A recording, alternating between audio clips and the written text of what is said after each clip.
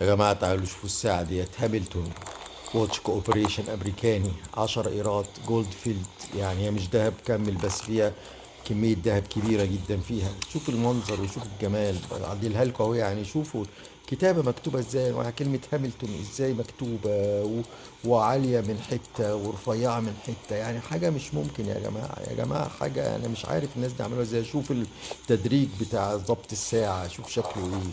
شوفوا الحجارة بتاعتها شكلها ايه. يعني حاجة ممتعة، حاجة مذهلة وممتعة في نفس الوقت. بصوا الحجر بتاع الميني سبرينج، يعني حاجة مش ممكن. بص الخطوط الموجودة، بص هنا واضحة ازاي. جولد فيلد يعني 10 قيراط. يعني مش عارف الناس دي عملت الحاجات دي ازاي، انا مش عارف. شوفوها كده تاني وقولوا لي رأيكم ايه، لانها حاجة فعلا مذهلة يعني ومزعجة للدماغ. يعني الواحد مش عارف ايه. اتفضلوا انتوا اسمعوا كده الصوت وشوفوا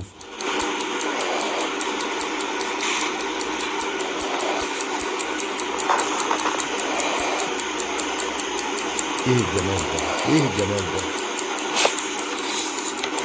ايه الدقة دي يا جماعة. ده الهير سبرينج لوحده دي المعمول ده حاجة تحفة تحفة تحفة.